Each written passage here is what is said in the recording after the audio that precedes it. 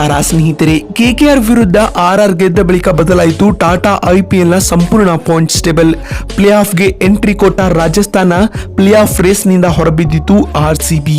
ಹಾಗಾದ್ರೆ ಸುದ್ದಿಯ ಸಂಪೂರ್ಣ ಮಾಹಿತಿ ಏನು? ಅಷ್ಟಕ್ಕೂ ಕೆಕೆಆರ್ ವಿರುದ್ಧ ರಾಜಸ್ಥಾನ ಗೆದ್ದ ಬಳಿಕ ಬಿಡುಗಡೆಯಾಗಿರುವ ಐಪಿಎಲ್ ನ ಹೊಸ ಅಂಕಪಟ್ಟಿ ಯಾವ ರೀತಿಯಾಗಿದೆ ಗೊತ್ತಾ? ಹೀಗೆ ಇದರೆಲ್ಲದರ ಬಗ್ಗೆ ಇವತ್ತಿನ ಈ ಒಂದು ವಿಡಿಯೋದಲ್ಲಿ ತಿಳಿಸ್ಕೊಡ್ತಾ ಹೋಗ್ತೀನಿ. ಹೀಗಾಗಿ ದಯವಿಟ್ಟು ಈ ವಿಡಿಯೋವನ್ನ ಕೊನೆವರೆಗೂ ನೋಡಿ ಸ್ನೇಹಿತರೆ. ಹೌದು, ಟಾಟಾ ಐಪಿಎಲ್ 2024ರ ಟೂರ್ನಿಲಿ ಇದುವರೆಗೂ 31 ಪಂದ್ಯಗಳು ಮುಕ್ತಾಯಗೊಂಡಿವೆ. ಈ 31 ಪಂದ್ಯಗಳ ಮುಕ್ತಾಯದ ಬಳಿಕ ಇದೀಗ ಅಂಕಪಟ್ಟಿಯಲ್ಲಿಯೂ ಮಹತ್ವದ ಬದಲಾವಣೆಗಳಾಗಿವೆ ಸ್ನೇಹಿತರೆ. ಹೌದು, ನಿನ್ನೆ ಕಲ್ಕತ್ತಾದ ಈಡನ್ ಗಾರ್ಡನ್ಸ್ ಅಂಗಳದಲ್ಲಿ ರಾಜಸ್ಥಾನ ರಾಯಲ್ಸ್ ಮತ್ತು ಕಲ್ಕತ್ತಾ ನೈಟ್ ರೈಡರ್ಸ್ ತಂಡಗಳು ಮುಖಾಮುಖಿಯಾಗಿದ್ದವು ಸ್ನೇಹಿತರೆ. ಈ ರಣರೋಚಕ ಪಂದ್ಯವನ್ನ ರಾಜಸ್ಥಾನ ರಾಯಲ್ಸ್ ತಂಡವು 20ನೇ ಓವರ್ನಲ್ಲಿ 8 ವಿಕೆಟ್ ಕಳೆದುಕೊಂಡು 224 ರನ್ಗಳ ಟಾರ್ಗೆಟ್ ಅನ್ನ ಚೇಸ್ ಮಾಡಿತು ಸ್ನೇಹಿತರೆ. ಇದರೊಂದಿಗೆ 2 ವಿಕೆಟ್ಗಳ ಗೆಲುವನ್ನ ಆರ್ಆರ್ ತಂಡವು ದಾಖಲಿಸಿತು. ಇದೀಗ ಕೆಕೆಆರ್ ವಿರುದ್ಧ ಆರ್ಆರ್ ಗೆದ್ದ ಬಳಿಕ ಅಂಕಪಟ್ಟಿಯಲ್ಲಿಯೂ ಮಹತ್ವದ ಬದಲಾವಣೆಗಳಾಗಿವೆ.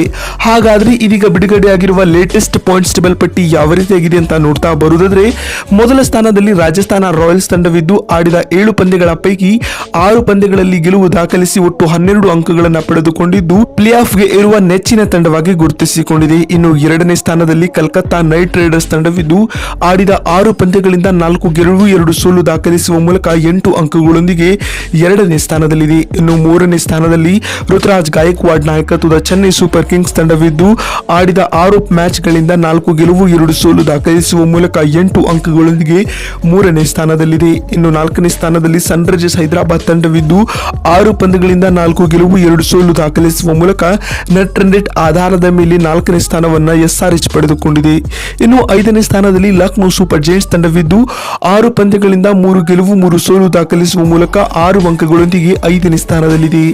ಇನ್ನು 6ನೇ ಸ್ಥಾನದಲ್ಲಿ ಶುಭ್ಮನ್ ಗಿಲ್ ನಾಯಕತ್ವದ ಗುಜರಾತ್ ಟೈಟನ್ಸ್ ತಂಡವಿದ್ದು ಆಡಿದ 6 ಪಂದ್ಯಗಳಿಂದ 3 ಸೋಲು 3 ಗೆಲುವು ದಾಖಲಿಸುವ ಮೂಲಕ ಮೈನಸ್ ನೆಟ್ ರನ್ ರೇಟ್ ನೊಂದಿಗೆ 6 ಅಂಕಗಳೊಂದಿಗೆ 6ನೇ ಸ್ಥಾನದಲ್ಲಿದ್ದಾರೆ.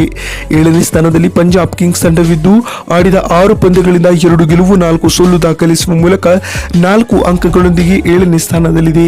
ಇನ್ನು 8ನೇ ಸ್ಥಾನದಲ್ಲಿ ಮುಂಬೈ ಇಂಡಿಯನ್ಸ್ ತಂಡವಿದ್ದು ಆಡಿದ 6 ಪಂದ್ಯಗಳಿಂದ 4 ಸೋಲು 2 ಗೆಲುವು ದಾಖಲಿಸುವ ಮೂಲಕ 4 ಅಂಕಗಳೊಂದಿಗೆ 8ನೇ ಸ್ಥಾನದಲ್ಲಿದೆ. 9ನೇ ಸ್ಥಾನದಲ್ಲಿ ಡೆಲ್ಲಿ ಕ್ಯಾಪಿಟಲ್ಸ್ ತಂಡವಿದ್ದು 6 ಪಂದ್ಯಗಳಿಂದ 2 ಗೆಲುವು 4 ಸೋಲು ದಾಖಲಿಸುವ ಮೂಲಕ 4 ಅಂಕಗಳೊಂದಿಗೆ 9ನೇ ಸ್ಥಾನದಲ್ಲಿದೆ. ಇನ್ನು 10ನೇ ಸ್ಥಾನದಲ್ಲಿ ಆರ್ಸಿಬಿ ತಂಡವಿದ್ದು ಆಡಿದ 7 ಪಂದ್ಯಗಳಿಂದ 1 ಗೆಲುವು 6 ಸೋಲು ದಾಖಲಿಸುವ ಮೂಲಕ ತೀರಾ ಕಳಪೆ ನೆಟ್ ರನ್ ರೇಟ್ ಅನ್ನು ಹೊಂದಿ 2 ಅಂಕಗಳನ್ನು ಪಡೆದುಕೊಂಡು 10ನೇ ಸ್ಥಾನದಲ್ಲಿದೆ. ಇದರೊಂದಿಗೆ ಪ್ಲೇ ಆಫ್ ರೇಸ್ ನಿಂದ ಆರ್ಸಿಬಿ ತಂಡವು ಬಹುತೇಕ ಹೊರಬಿದ್ದಿದೆ ಸ್ನೇಹಿತರೆ. ನೋಡಿದ್ರಲ್ಲ ಬಂಧುಗಳೇ, ಕೆಕೆಆರ್ ವಿರುದ್ಧ ಆರ್ಆರ್ ಗೆದ್ದ ಬಳಿಕ ಬಿಡುಗಡೆಯಾಗಿರುವ ಐಪಿಎಲ್ ನ ಹೊಸ ಪಾಯಿಂಟ್ಸ್ ಟೇಬಲ್ ಪಟ್ಟಿ ಯಾವ ರೀತಿಯಾಗಿದೆ ಅಂತ ತಿಳಿಸಿಕೊಡುವ ನಮ್ಮ ಈ ಪ್ರಯತ್ನ ನಿಮಗೆ ಇಷ್ಟವಾಗಿದ್ದಲ್ಲಿ ತಪ್ಪದೆ ಈ ಕೂಡಲೇ ಈ ವಿಡಿಯೋಗೊಂದು ಲೈಕ್ ಮಾಡಿ. ವಿಡಿಯೋವನ್ನ ಇಲ್ಲಿವರೆಗೂ ನೋಡಿದ್ದಕ್ಕಾಗಿ ಧನ್ಯವಾದಗಳು. ಮತ್ತೊಂದು ವಿಡಿಯೋದಲ್ಲಿ ಸಿಗ್ತೀನಿ. ಅಲ್ಲಿವರೆಗೂ ನಮಸ್ಕಾರ.